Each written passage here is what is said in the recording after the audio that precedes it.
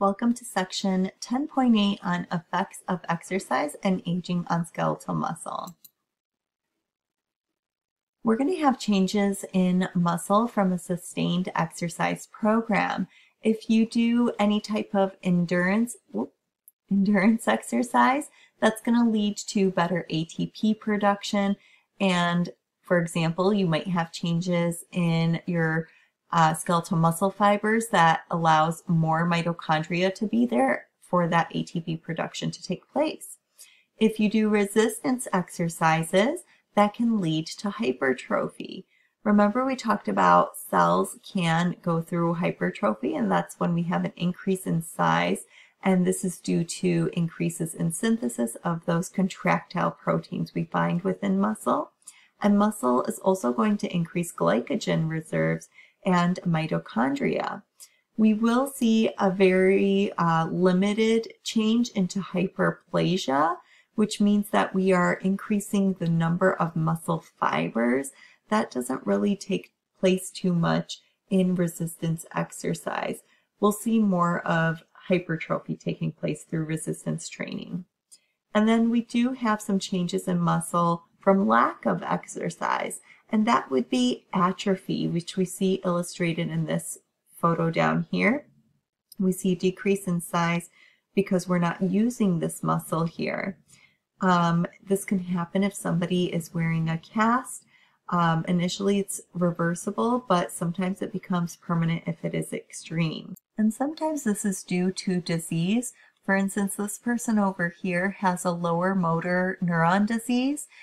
That is a sporadic disorder characterized in his adulthood where we had pure lower motor neuron involvement, and that issue with the lower motor neuron caused this left arm to not get stimulation, so the muscle started to atrophy.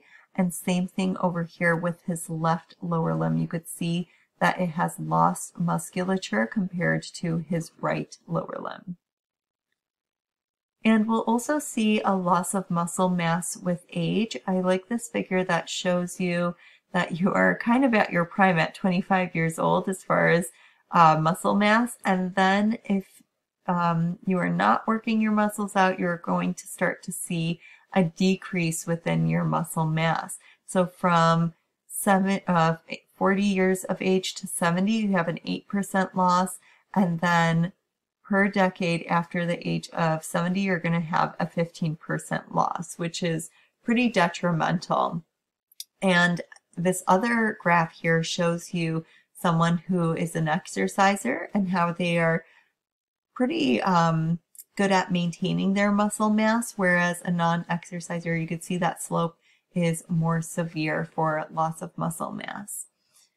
We'll see that through these both graphs that a person's muscle mass loss begins in a person's mid-30s, and it's usually due to a decrease in activity. We'll start to see a decrease in size and the power and endurance of those skeletal muscles, and a loss in fiber number and diameter. We'll also see a decreased capacity for oxygen storage and circulation supply to the muscles with exercise, and reduced capacity to recover from any type of injury because we don't have those satellite cells to help support the muscle cell. And also we can get fibrosis that might take place. And we can see that developing here in these histology photos. These are our muscle fibers that you can see here.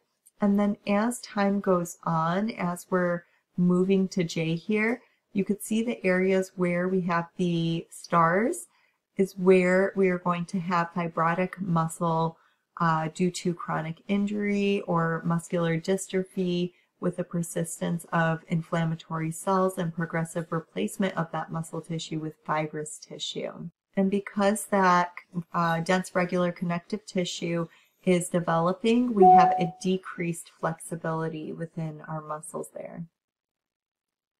And here's a clinical view on anabolic steroids as performance-enhancing compounds. These are going to be synthetic substances that mimic testosterone. It is required to have a prescription for legal use, and its job is to stimulate manufacture of muscle proteins. This is very popular amongst performance enhancers, but there are many side effects that are going to include an increased risk of heart disease and stroke, kidney damage and liver tumors, testicular atrophy or breast development in males, acne, high blood pressure or aggressive behavior, or growth of facial hair and menstrual irregularities within women.